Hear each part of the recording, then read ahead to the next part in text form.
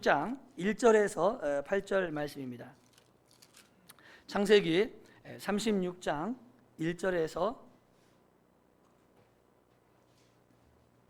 8절 말씀 읽고 또 31절 따로 한 번 더 읽겠습니다. 에서의 그 족보에 관한 이야기입니다. 36장 1절 제가 먼저 봉독해 올리겠습니다. 에서 곧 에돔의 족보는 다음과 같다.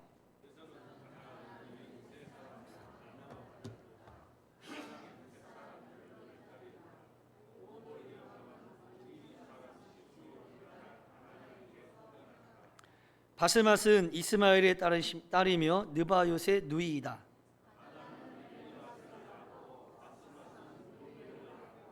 오홀리바마는 여우스와 얄람과 고라를 낳았다. 이들은 에서의 아들인데 에서가 가나안 땅에서 얻은 아들들이다.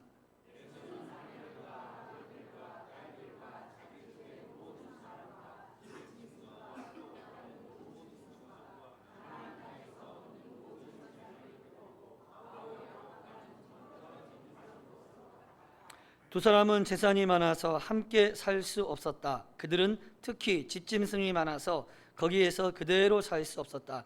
그래서 에서 곧 에돔은 세일산에 자리를 잡았다. 아멘. 31절 같이 읽습니다. 시작. 이스라엘의 왕이 아직 없을 때 다음과 같은 왕들이 차례로 에돔 땅을 다스렸다. 아멘.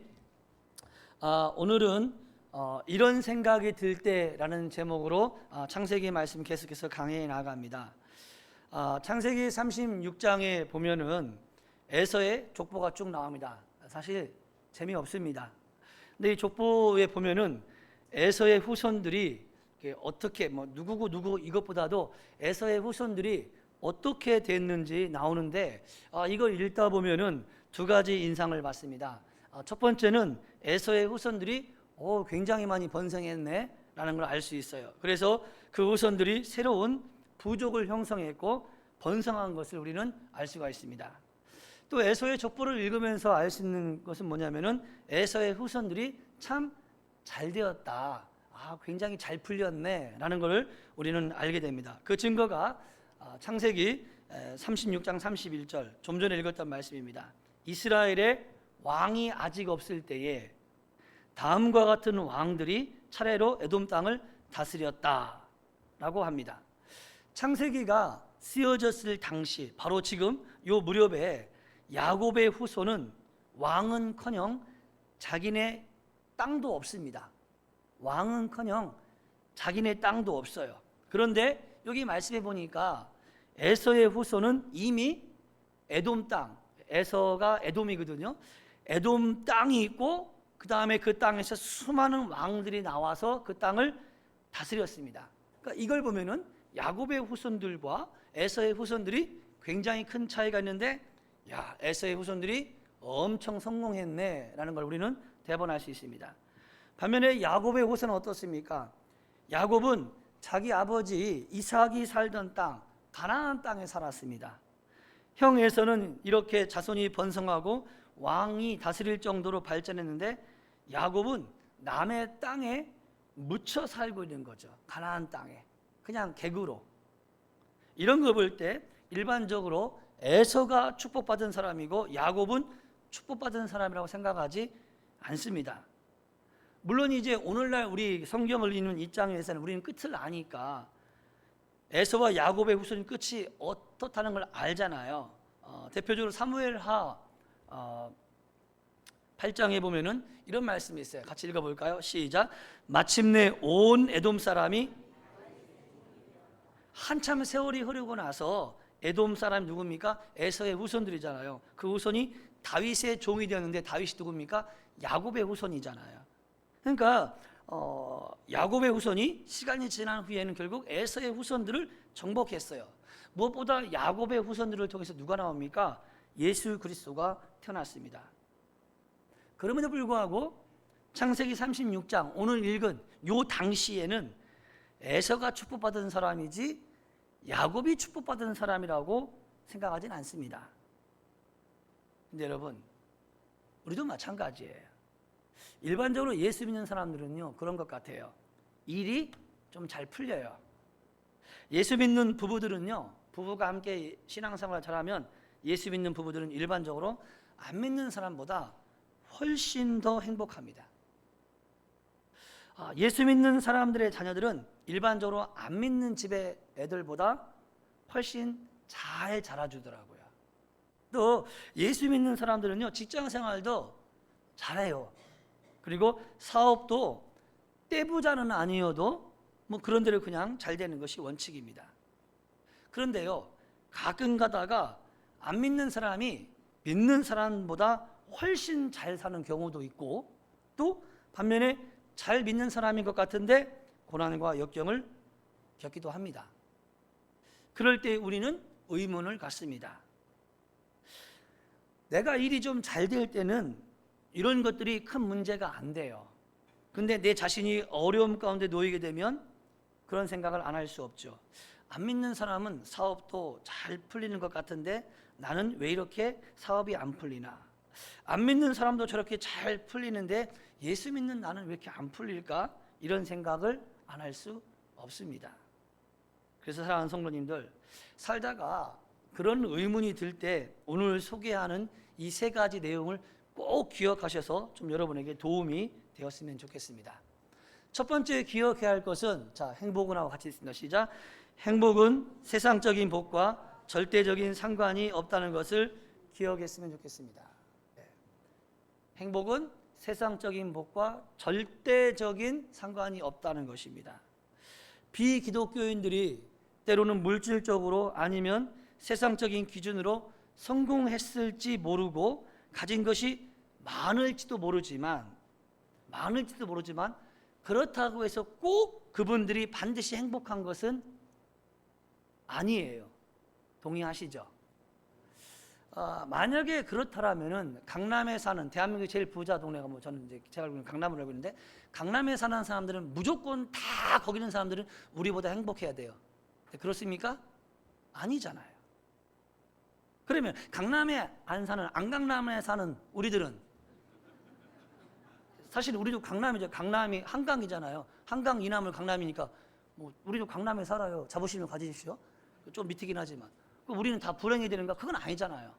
그러니까 이게 이게 아니다는 걸 알아요. 역으로 내가 안 믿는 사람보다 가진 것은 별로 없을 수도 있고 갖춘 것이 별로 없을지 모르지만 그렇다고 해서 내가 꼭 불행해질 필요는 없습니다. 한 걸음 더 나아가 내가 얼마든지요, 여러분, 우리가 얼마든지 행복할 수 있다는 것을 꼭 기억해 주셨으면 좋겠어요. 아멘. 지난주에 이제 저희들도 이제 목회자들도 이제 지역에 목장 모임이 있잖아요. 그 지역 모임이라고 그래요. 목장이라고는 안 하죠. 목장은 매주 모여야 목장이잖아요. 지역 모임에 이렇게 하는데, 제가 이제 가깝게 지내는 광주에, 저희 지역은 아니지만 아주 멋진 후배가 있어요. 후배 목사님이. 이 후배 목사님하고 교제하면서, 사모님과 같이 저희 가정과 교제를 하면서 참 제가 많은 도전도 받고 은혜도 받고 참 하나님의 살아계심을 많이 참 옆에 이렇게 보게 되어지는데, 이 목사님의 그 목회 가운데 현장에서 있는 하나님의 그 일들을 나만 아는 게 너무 아쉬워서 이제 제가 섬기고 있는 지역 목사님들한테 좀 소개하고 싶어서 지역 모임에 지난 목요일에 초대를 했습니다. 많은 이야기 가운데 도전이 되었지만 그 중에 하나가 이제 이런 것 같아요. 목사님의 자녀가 초등학교 아이가 둘이거든요. 근데 여자아이가 하나 있어요. 근데 어느 날 갑자기 초등학교 2학년 때인가요? 일형 당뇨병에 걸렸어요. 이게 이제 하는 사람 아시는 분이고 저처럼 모르는 사람은 일형 당뇨병이 뭔가, 또 이것도 제가 발음을 잘못 들어서 전원일기에 나오는 일형이 당뇨병인가 뭐 이렇게 했는데 찾아보니까 일형 당뇨병이라는 게 있더라고요. 이게 뭐냐면은 우리 몸에서 인슐린을 만드는 그 베타 세포가 있는데 이게 그냥 원인도 없어요. 예고도 없고 그냥 갑자기 파괴돼 가지고 인슐린이 몸에서 분비되지 않는 거예요. 그러니까 이제 만성 질환이죠. 이건 못 고치는 겁니다. 발병 원인도 알 수 없어요. 그래서 벌써부터 이 초등학교 아이, 이제 그 목사님의 딸의 아이의 배에 그 이제 당이 떨어질 때마다 인슐린을 주사를 배로 찌르잖아요. 배가 주사 바늘로 뭐 그냥 가득하대요. 또 언제 이제 이게 혈당이 갑자기 떨어질지는 아무도 모르는 거예요. 그래서 1형 당뇨 환자들은 정부에서 제공해 주는 어떤 기계가 있더라고요. 여기에 기계를 몸에 붙이고 그다음에 이제 밴드로 딱 붙여가지고 몸에 떨어지지 않게 계속 360을 24시간. 그래서 이제 몸에서 혈당이 떨어지면은 이게 이제 어플로 연결이 돼서 목사님, 사모님과 목사님에게 알람이 떠요. 삐삐 떠요. 그러면 얼른 이제 이 상황이 어떤 상황인지 인지를 하는 거죠. 애도 알고 인슐린 넣고. 근데 애가 잠을 자야 되잖아요. 잠잘 때는 어떻게 될까요? 목사님하고 사모님이 그때 지역 모임 하는데 편하게 1시간이라도 그냥 마음 놓고 잤으면 좋게. 그게 기도 제목에 넣는데 할 말이 없더라고요. 자기네 내외는 1시간만이라도 마음 편하게 그냥 아무 생각 없이 잠자는 게 기도 제목이래요.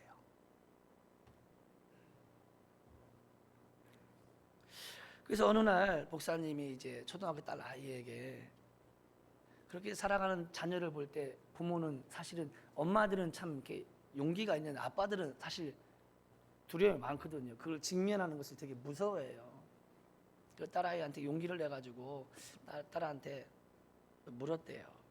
딸 많이 힘들지 않아? 많이 힘들지?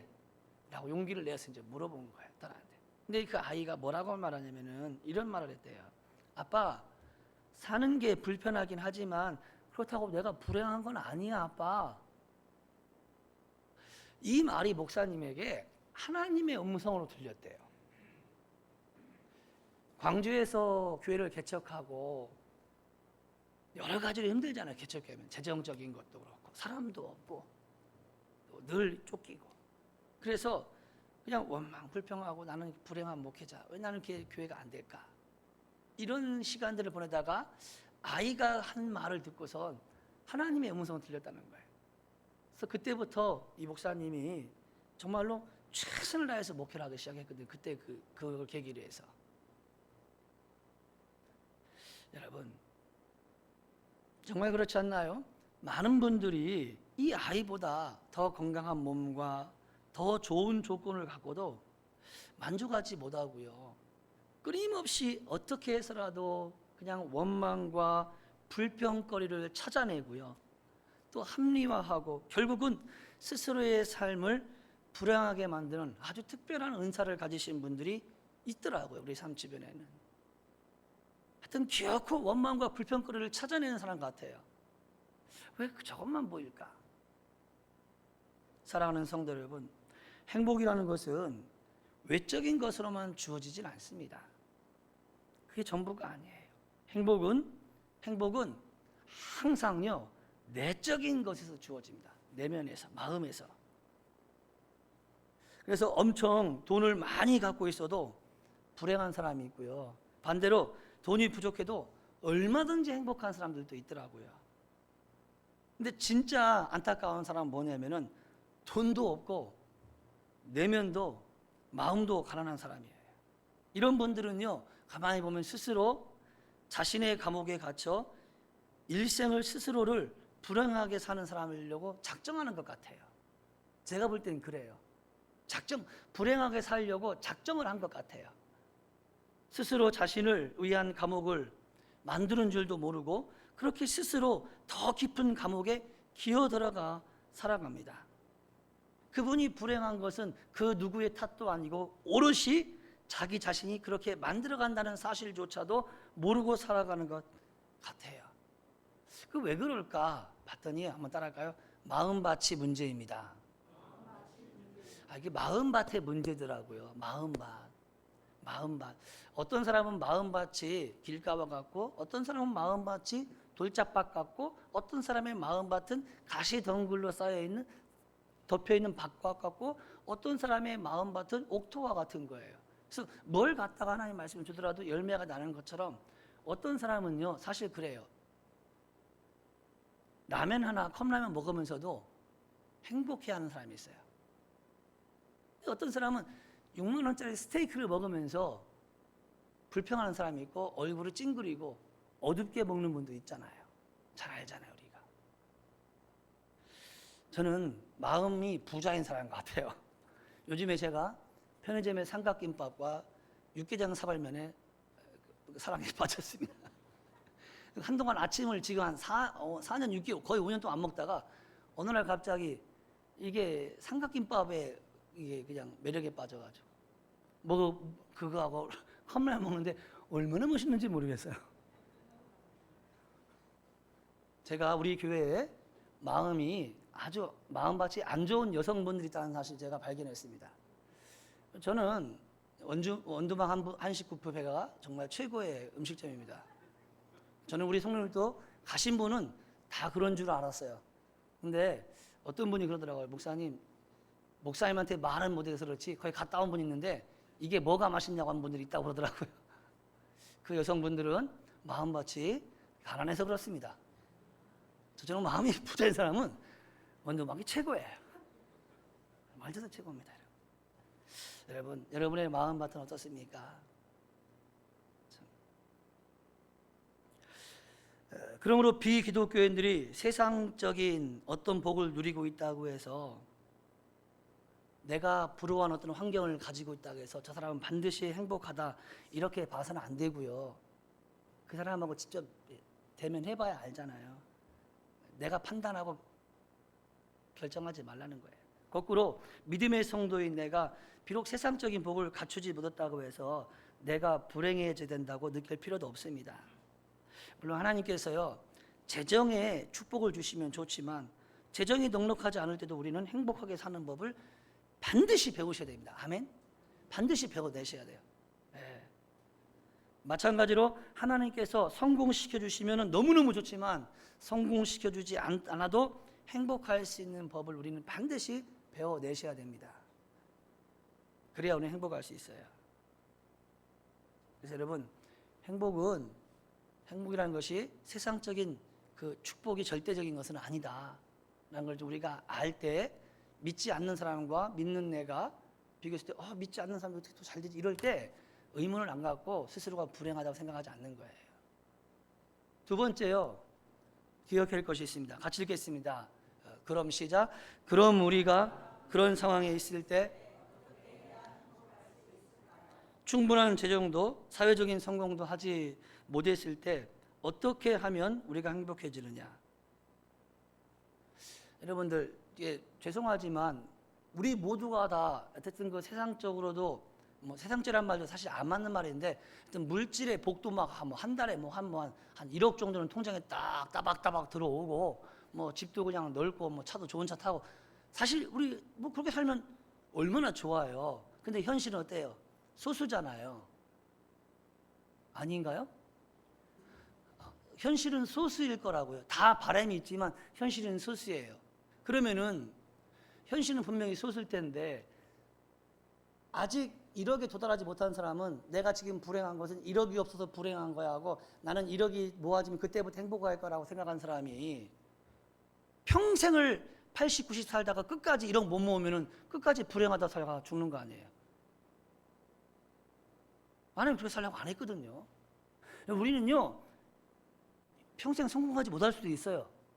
저는요 이렇게 되질 않기를 원하지만 평생 상가 교회에서 월세 주는 목회하다가 끝날 수도 있어요. 저 그 생각하고 있어요. 건물 있으면 좋겠지만 그러면 나는 교회 건물 있으면 그때부터 성공한 목사 행복한 목회 될까? 그럼 죽는 순간까지 월세 내고 죽으면 저는 목회하다가 죽을 때 얼마나 불행해 이러고 죽을 거 아니에요. 얼마나 미련 곰탱이냐고요. 주시면 감사하고 월세 내는 교회 상가 교회여도 최고로 행복하게 사는 목회를 지금 하고 있어요. 할렐루야. 전 자부해요. 너무 행복해. 얼마나 행복하면 삼각김밥 먹으면서도 행복해하고 희죽희죽 웃고 아내한테도 먹어보라는데 아내가 싫다고 하는데 먹어보라고 해도 왜 아내들은 이게 안 좋아하는지 모르겠어요. 맛있는데. 네, 맛있어요. 여러분 충분한 재정도 사회적인 성공도 하지 못했을 때 그럼 어떻게 하면 우리는 행복해지느냐. 행복은 내면적인 거예요. 여러분 마음밭에서 나와요. 그래서 우리는요 하나님 믿는 사람은요 믿지 않는 사람은 아니에요. 비기독교인들 말고 하나님 믿는 사람도 어떻게든 간에 예수님을 닮아가면 갈수록 반드시 행복은 더 커집니다. 제가 보장합니다. 예수님을 닮아가면 닮아갈수록 더 행복해지게 되어 있어요. 제 보장이에요, 여러분들.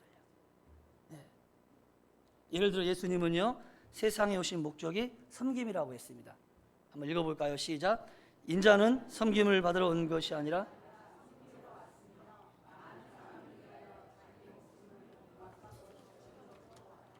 아멘. 예수님께서 우리들에게 자기 십자가를 지고 나를 따르라, 나를 좀 닮아라 라고 했으니까 하나님 믿는 우리는요, 우리의 삶이 섬김을 받는 것보다 정말 예수님처럼 섬기는 삶으로 점점 변해져야 가는 거 맞아요. 그죠? 단지 정도는 조금 다를 수 있겠지만 어찌됐든 계속해서 내가 더 풍성하게 섬기는 삶을 살려고 애쓰는 방향은 그쪽이 맞아요. 차이는 조금 사람마다 있겠지만. 그러면 물어볼게요. 여러분 솔직하게 한번 대답해 봅시다. 섬기는 것이 행복합니까? 섬김을 받는 것이 행복합니까? 거짓말. 다시. 자, 섬기는 게 행복해요? 섬김을 받는 게 행복합니까?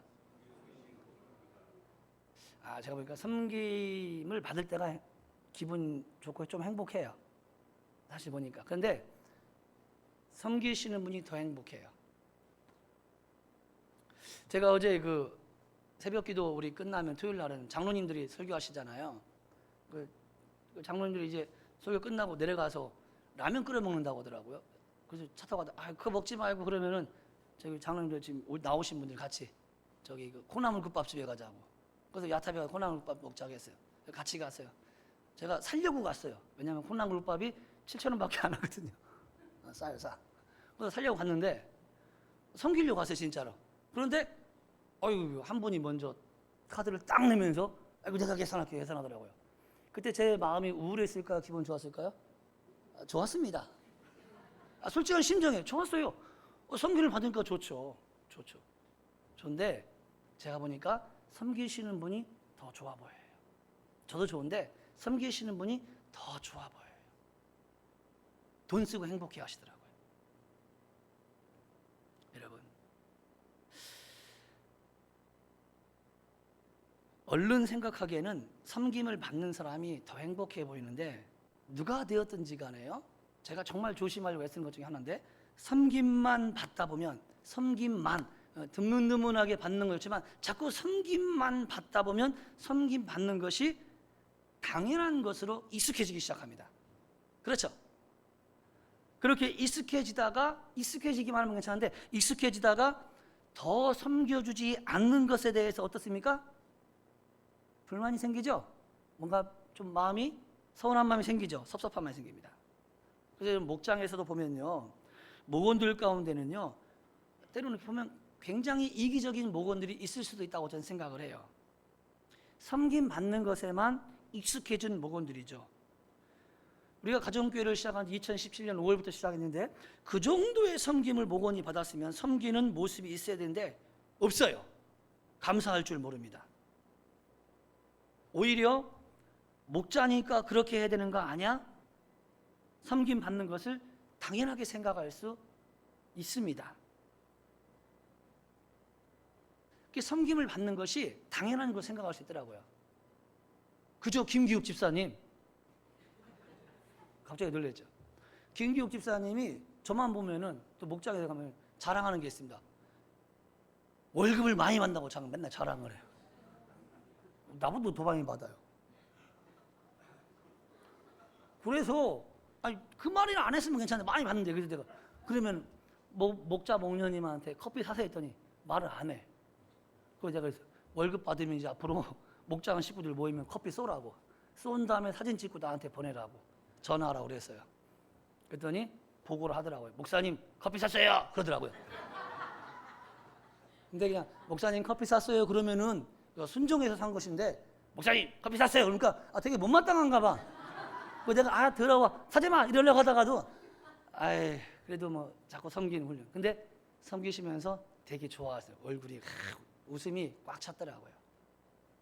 그게 섬길 때 기쁨이거든요. 섬김 받는 것도 좋지만 사실 섬길 때가 더 좋아요, 여러분들요.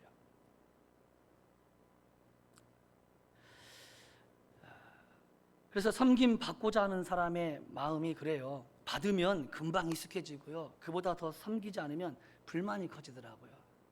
그러니 행복하지가 않죠. 그래서 제가 청년들을 결혼할 때 꼭 하는 말이 있어요.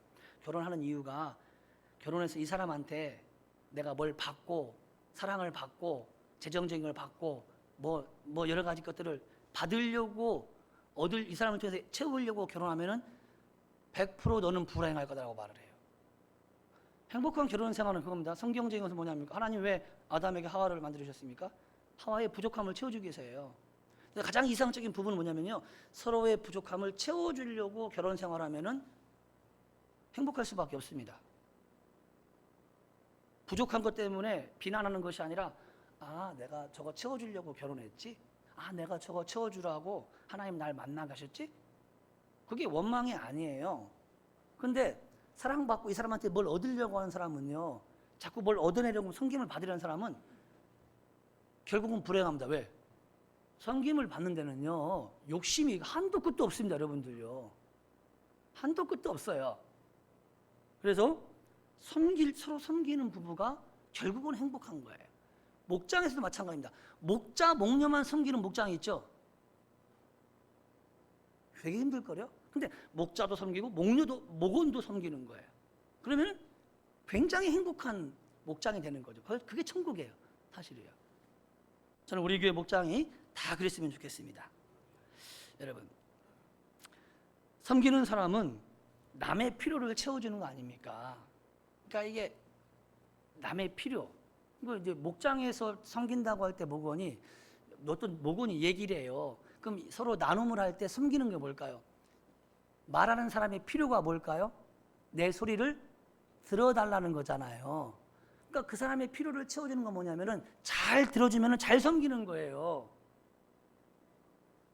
이렇게 섬기고 있는데 핸드폰 보고 있으면은 지지리도 못 섬기는 거죠. 그건 아니죠. 그래서 섬기는 사람이 행복합니다. 왜냐하면은 아기를 갓 낳은 젖먹이 엄마들한테 물어보세요. 젖을 먹는 것이 아니라 주는 입장이잖아요. 받는 게 아니라 주는 입장이잖아요. 그래서 아이 엄마들한테 어떠세요? 행복하세요? 라고 물어보면 너무너무 행복하다고 그래요. 아기 엄마들은요. 우리 막내가 축구를 접더니 갑자기 이제 셰프 쪽으로 갔습니다. 요즘에 집에서 뭐 껄핏하면 막 요리한다는데, 요리라고 해서 봤더니 라면을 끓이고 이걸 요리라고 하더라고요.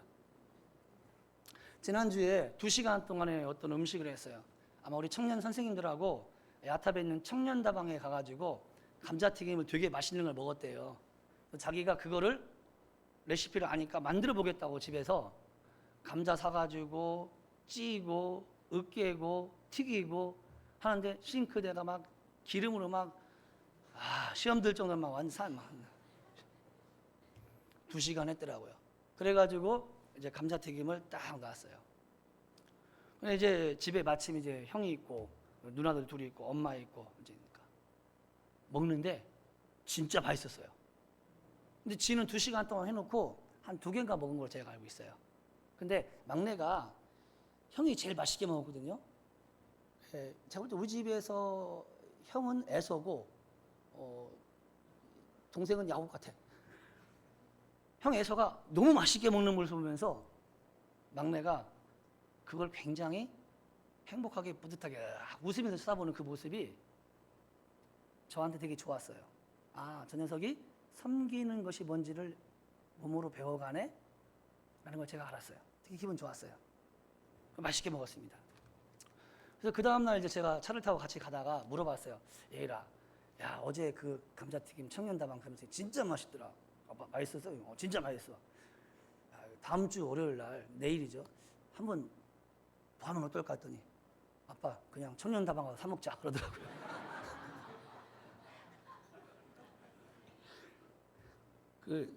왜 사 먹자고 할까요? 되게 힘들었던 거야. 그거 하는 거 되게 힘들었는데 힘들었지만 그걸 먹는 모습을 보면서 행복했던 거예요. 섬김이 그게 아닐까요? 힘들잖아요. 섬기는데 안 힘드세요? 힘들잖아요. 근데 섬김을 받는 그 모습을, 사람의 모습을 보면서 우리는 기뻐하잖아요. 이게 섬김이에요, 여러분들요. 그래서 섬김을 받는 사람도 당연히 좋아요. 나쁠 리가 있겠습니까? 근데 섬기는 사람이 더 행복하다라는 겁니다, 여러분들요. 우리가 배고파하는 사람에게 음식을 준비해 대접했을 때 맛있게 먹는 모습, 이런 걸 옆에서 보면서 행복하지 않습니까?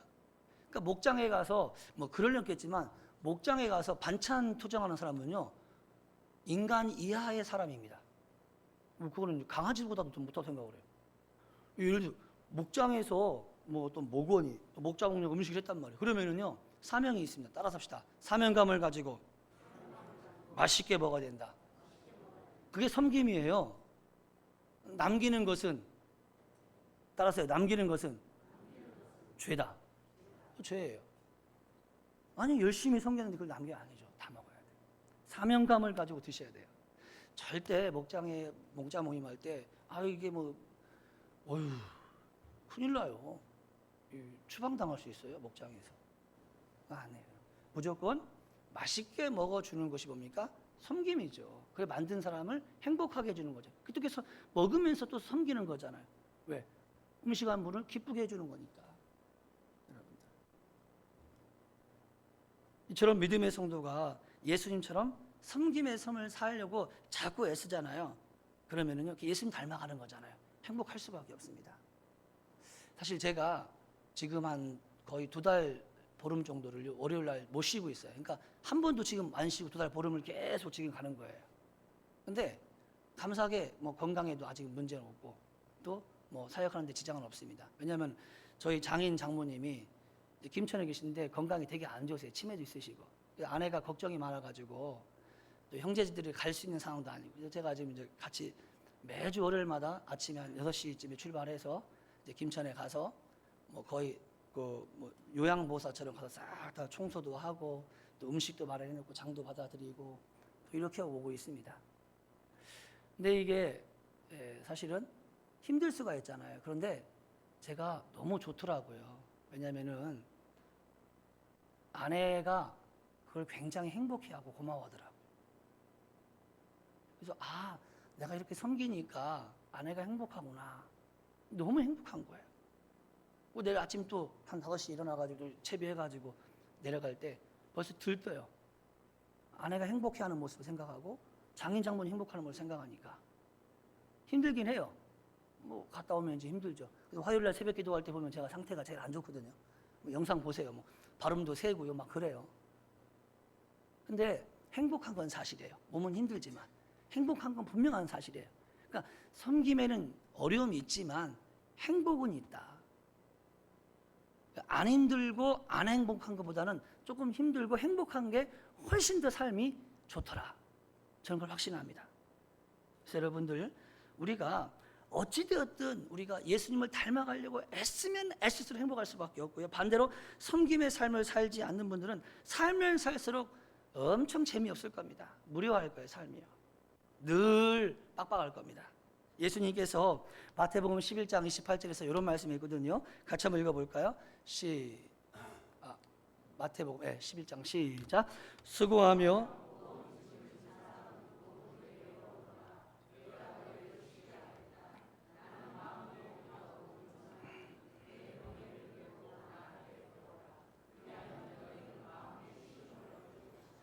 예수님께서 제자들에게 쉼 없는 방법을 지금 얘기한 다음에 예수님이 어떤 분이신지 얘기했어요. 나는 마음이 온유하고 겸손한 사람이다 라는 말을 했어요. 한번 물어볼게요. 겸손한 사람이 행복할까요? 거만한 사람이 행복할까요? 얼른 생각할 때는 좀 거만한 사람이 행복할 것 같아요. 왜? 거만하다는 것은 남을 깔볼 수 있는, 자랑할 수 있는 어떤 끈덕지가 있잖아요. 그런데 거만한 사람은 항상 남하고 비교해야 되기 때문에 자기가 갖춘 것보다 더 갖춘 사람을 반드시 만나게 되어 있습니다. 그래서 그런 사람을 만나면 이분들은 열등의식을 갖습니다. 그래서 거만한 사람은 행복할 수가 없어요. 근데 겸손한 사람 어떻습니까? 예수님. 겸손한 사람은요, 따라할까요? 자기 분수를 아는 사람.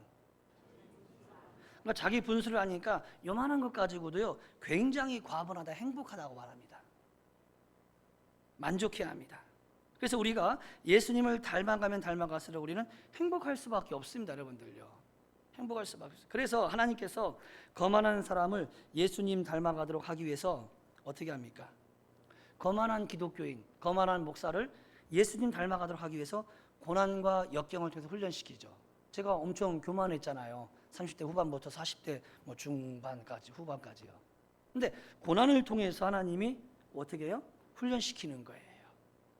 그러다 보니 안 믿는 사람들이 볼 때, 야, 그 예수 좀 믿는다는 그런 목사인데 왜 그 예수 믿는 뭐 열심히 하는 그 목사가 왜 믿는 것 같은데 왜 그 교회가 그렇게 어려움 당했느냐, 그렇게 볼 수 있잖아요. 그래서 예수 믿는 사람에게는 역경과 고난이 닥치는 것을 우리가 때로는 볼 때가 있습니다. 왜 닥치느냐? 사실은 내 문제가 있는 거죠. 그것은 우리를 예수님 닮은 사람을 만들기 위한 하나님의 훈련의 과정입니다. 따라할까요? 훈련의 과정. 네, 과정이에요, 과정. 야곱의 자손들처럼 끝이 아닙니다. 가봐야 아는 거예요. 그래서 히브리서 12장 11절에 하나님 믿는 사람들이 어려움 당할 때 있잖아요. 이걸 징계라고 하거든요. 우리가 때로는 저처럼 벌 받을 때 읽어볼까요? 시작. 무릇 징계는 어떤 것이든지 그 당시에는 즐거움이 아니라 괴로움으로 여기지만, 솔직하죠? 네, 맞아요. 그 다음에 읽습니다. 시작. 나중에는 이것으로 훈련받은 사람들에게 정의의 평화로운 열매를 맺게 합니다. 아멘. 이거예요. 그러니까 모든 훈련은 그 당시에는 즐거움이 아니라 괴로움으로 생각되지만 그건 다 사실이 아니다. 그게 전부가 아니다 이겁니다. 나중에 하나님의 징계로 연단받은 사람에게는 평화로운 열매를 맺게 되어 있습니다. 하나님께서는 궁극적으로 우리가 행복해지는 걸 원하시기 때문에, 우리가 평안 가운데 살기를 원하시기 때문에, 우리가 기쁨 가운데 누리기를 원하시기 때문에 우리를 예수님처럼 닮아가도록 훈련시켜주지 않으실 수가 없는 거예요. 그래서 우리는 고난을 통해서 유익을 얻는다는 것이 바로 이런 맥락입니다. 이걸 모르면은 에서의 후손은 잘 되고 단편적으로 야곱의 후손은 되게 뭐 저래라고 단편적으로 판단할 수가 있는데 그렇지 않다는 거예요. 그러므로 어떤 때는 에서의 후손처럼 안 믿는 사람이 일이 잘 풀리고 잘 되는 것 같고, 오히려 믿는 사람이 야곱의 후손처럼 고난과 힘겨운 일이 꼬이는 것처럼 보일 때 그 목적은 우리를 예수님 닮은 사람으로 만들어주시기 위한 과정이라는 사실을 꼭 기억하길 바랍니다. 아멘.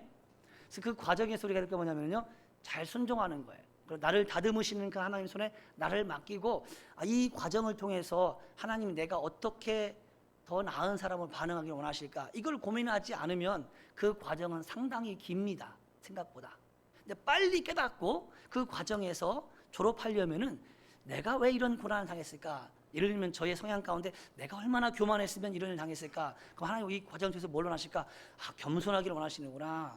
낮아지기를 원하는 거구나. 그럼 내가 빨리 낮아져야지. 그러면은 이 과정이 그다지 길지가 않은데, 이걸 깨닫지 못하면은 하나님이 결국은 끝까지 훈련시키는 거죠. 왜? 우리 행복하게 하시려고. 그래서 길 수밖에 없어요. 그거는 우리의 선택인 것 같습니다. 자, 우리가 세 번째 기억해야 될 것은 같이 읽겠습니다. 시작. 하나님께서 반드시 우리의 필요를 채우신다. 믿음의 성도의 삶의 고난과 역경이 닥치면 그것은 예수님을 닮아가기 위해서 그런 겁니다. 이런 얘기를 공허하게 좀 들리는 분들이 계신 것 같아요. 이런 고난 가운데 있는 사람을 위로하기 위해서 만들어낸 소리로 들리십니까? 한 걸음 더 나아가 고난과 역경이 지속되면 정말 하나님이 계신 걸까? 혹시라도 그냥 어쩔 수 없이 겪는 고난이니까 이걸 정당화시키고 그 가운데 낙심하지 않고 격려하기 위해서 그냥 하는 말이 아닐까라고 생각하시는 분 계십니까? 사랑하는 성도 여러분, 하나님은요, 여러분 살아계신 분이십니다. 아멘. 하나님은 살아계신 분이기 때문에 반드시 그 역경과 고난을 통해서 우리의 삶의 축복과 기적의 균형을 맞추시는 분입니다. 반드시 그런 분이세요. 그리고 우리의 생활을 책임져 주십니다. 왜? 우리는 사랑받는 자녀거든요. 우리가 적어도 사랑받는 자녀입니다. 그래서 마태복음 6장 33절에서 우리 주님께서 이렇게 말씀합니다. 너희는 먼저 하나님의 나라와 그의 의를 구하라. 그리하면 이 모든 것을 너희에게 더하여 주실 것이다. 이게 무슨 내용이에요? 영원 구하는 거예요.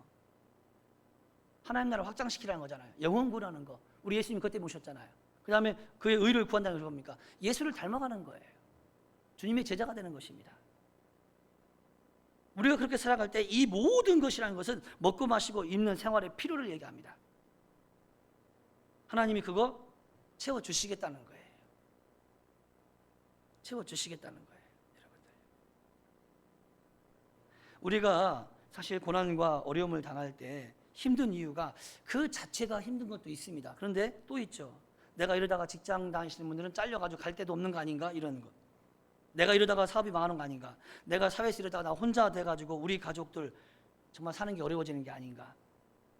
또 우리 애들이 힘들게 살면 어떡하나?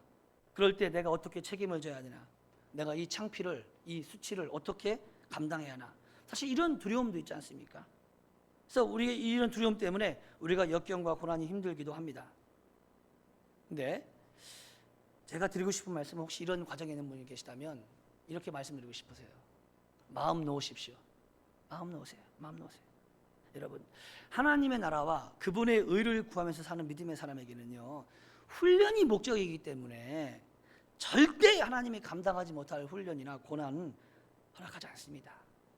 그리고 우리 생활에 필요가 있으면 반드시 하나님 채워주십니다. 여러분, 우리가 정말 하나님 믿고 하나님 나라와 하나님의 의를 살아가면요, 절대 여러분들요 망하지 않습니다. 하나님 그렇게 안 하세요. 우리가 하나님 사랑받는 자녀이기 때문에 그런 것입니다.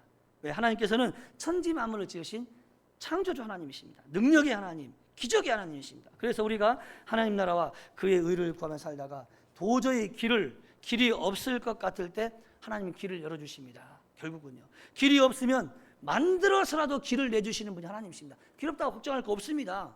길이 없는 것이 문제가 아니라 내가 하나님을 의지하느냐, 하나님 내가 기뻐하시는 삶을 사느냐, 이게 더 중요한 거죠. 길 없어도 길을 만들어서 내시는 분이 하나님이십니다.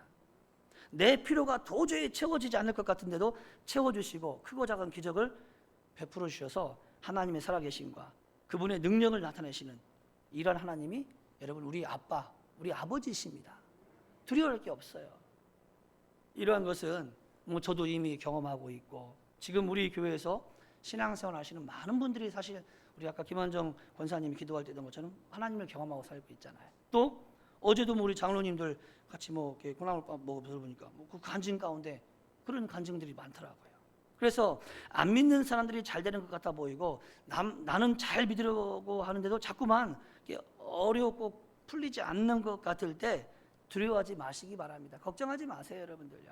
하나님께서는 절대 우리가 감당하지 못할 시험 당하도록 내버려두지 않습니다. 우리가 하나님 나라와 하나님의 의, 하나님이 가장 기뻐하시는 영혼 구원, 하나님이 가장 원하시는 주님을 닮아가는 제자, 이 삶을 구하며 살아갈 때 우리 생활의 필요는 하나님이 반드시 보장해 주십니다. 그래서 우리 교회 같은 경우는 그래도 목자 목녀가 복인 거예요. 왜? 그렇게 할 수 있는 구조 속에 살아가고 있잖아요. 하고 싶어도 목자 목녀가 아니면 또 하기가 제한되어 있잖아요. 그러니까 여러분들 가능하다면 목자 목녀의 꿈을 다 가지시기 바랍니다. 사랑하는 성도님들, 지난 주일 말씀과 이어서 한번 생각해 봅시다. 지금 생활이 어떻습니까? 정말 여러분들 행복한 가운데 사시는 분들은 계속 행복해 하시고 그 행복을 주신 하나님을 감사하고 찬양하며 살기를 축복합니다. 그러나 지난 주일 말씀처럼 일이 자꾸 꼬이는 거예요. 인생이 꼬이고 될 만하다가 꼬이고 역경과 고난이 닥쳐 힘겨운 가운데 계신 분들 가만히 생각하셔서 내가 하나님과의 약속을 지키지 않아서 그런 것은 아닌가? 야곱처럼 힘들고 어려울 때 하나님께 고백했던 그 약속을 지키지 않아서 그런 것이 아닌가 생각하시고 약속을 지키시고 혹여라도 나의 삶에 하나님보다 더 의지하고 있는 것이 있다면 버리시고 내 삶에 죄가 있으면 정리하시기 바랍니다. 그리고 오늘 말씀처럼 하나님께서 우리에게 역경과 고난을 허락하시는 것은 우리를 행복하게 하기 위해서다. 예수님 닮아야 행복할 수 있으니까 우리를 축복받는 사람으로 만들기 위해서 우리를 고난과 시험 가운데 넣으실 때가 있다는 사실을 깨닫고 절대 안 믿는 사람 부러워하거나 혹여라도 이럴 바에는 믿지 말까? 그만둘까? 이런 생각하지 마시기를 예수님의 이름으로 좀 부탁을 드립니다. 한번 따라할까요? 가다 말면 고생만 남고 끝까지 가야 간증이 남는다. 우리는 끝까지 가야 되는 거 아시겠죠? 끝까지 가야 돼요. 그래서 간증이 많은 성도님들 되기를 축복합니다. 이 시간에는요, 우리 단기